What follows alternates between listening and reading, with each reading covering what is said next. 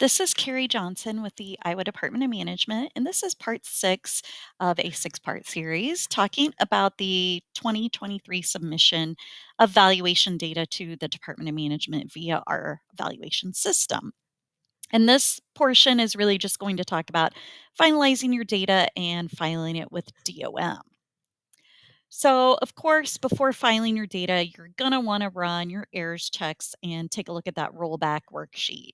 After making any changes, so say you upload and you figure out something's off and you upload again, please rerun the errors check and the rollback reports. And something important to mention here as well, there is no limit on the amount of times you can upload, and each time you do upload, you're overwriting the data that was there before, so just keep that in mind. Keep in mind too, you cannot flip-flop taxing district numbers from year to year. You can't change taxing districts from a TIF base to a TIF increment and vice versa, or change a non-TIF taxing district to a TIF taxing district or vice versa. So essentially, once you create a taxing district numbered, tax district 1, 2, 3, and you say that that taxing district is a TIF base district, the next year you can't say, oh, actually, tax district 1, 2, 3 is a TIF increment district. That is going to create an error for you on your upload. So just be aware of trying to make those changes to existing tax districts. Again, along the same lines, you can't change a taxing district from a rural to an urban or an urban to a rural. You can't change taxing districts from city exempt to not city exempt or vice versa. So essentially, you can't flip flop those flags. So you can't say taxing district 1, 2, 3 is an urban district in one year, and then in the next year, call it a rural taxing district. Same tax district, different flag. That's not going to work when you try to upload. It's going to give you an error. You also cannot submit any negative valuations, negative exemptions, whether it be military or homestead. Some final checks just to keep in mind, you want to check with your assessor and reconcile your valuations with the assessor's abstract of values that they sent to the Department of Revenue. So certainly there could be changes between the time that the assessor submits their abstract to when you are filing data with DOM, but you want to make sure that you understand what those changes are and what could be the root cause of some of those things, and that things are reasonable. And again, check to determine if there are any adjustment issues that affect the values since the assessor submitted them to you. So they turn that file over to you, but there could be some sort of change that happened after that time, such as a, you know, property appeal board change that reduced some value that went into effect, but it occurred, between that time they submitted the data to you and the time that you file. So just sort of be on top of any of those last minute changes. Some final checks, you're going to want to check your TIFs, manually check that the TIF district valuations, and make sure that your software generated amounts equal the amounts generated using the TIF formula. There's a TIF formula in your valuation instructions, and we do recommend that people have a good understanding of how that formula works and actually plug their TIFs into the formula to sort of manually understand how those amounts are calculated. If a TIF authority requests less than the amount authorized, make sure that you reallocate any unneeded increment value to the base value so that all the levy authorities can tax against it.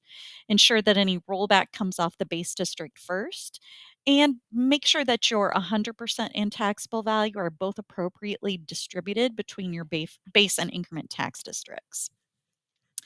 Utility values, if any taxing districts were created or deleted and contained utility value, whether that be the regular utility class value or gas and electric, make sure that any movement of utility value from one taxing district to another is reconciled with Department of Revenue. So you're going to want to complete their Form 2 and submit that to Department of Revenue and to your utility companies.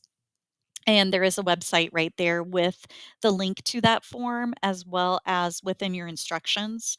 There's more information about that with the link to the form. So be sure that you're doing that and communicating to them any changes so they can reconcile those changes within their system. And this is most likely to occur with annexations and school reorganizations.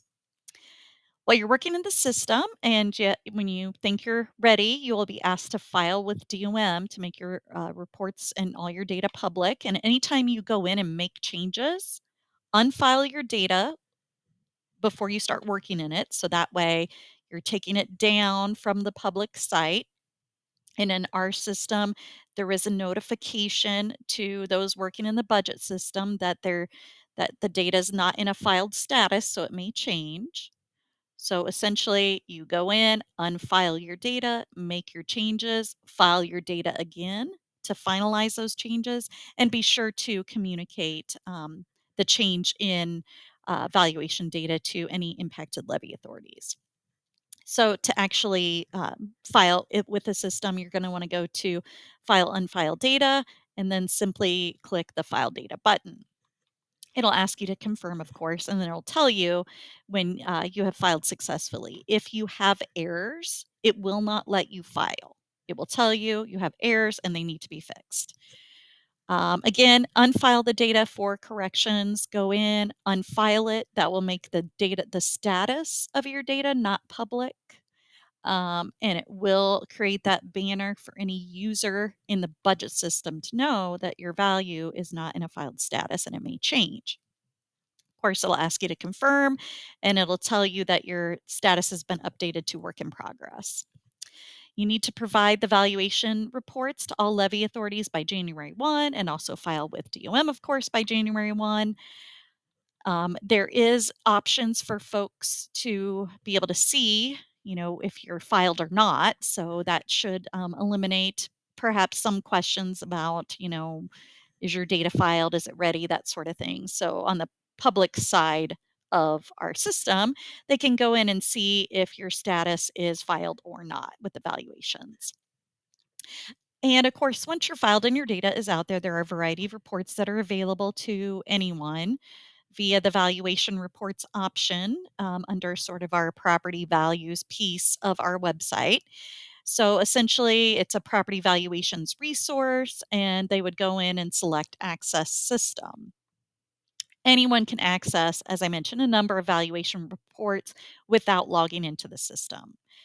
Also, keep in mind, this is how counties can access the reports of other counties.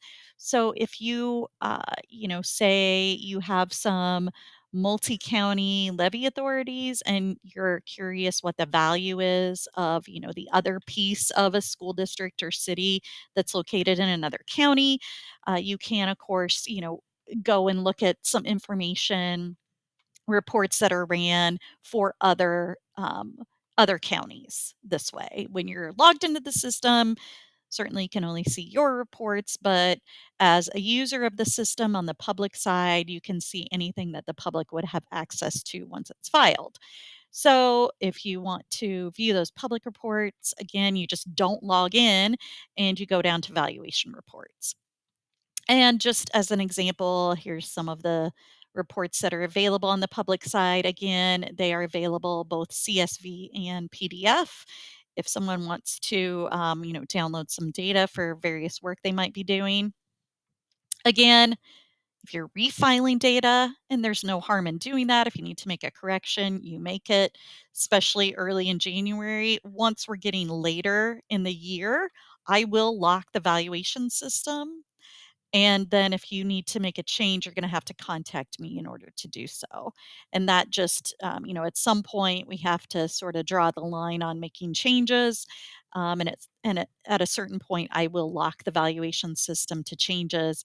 If you have something major come in, though, like again, a PAB case that's very significant reduction in value, certainly contact me and we'll talk through it depending on the amount and the time of the year.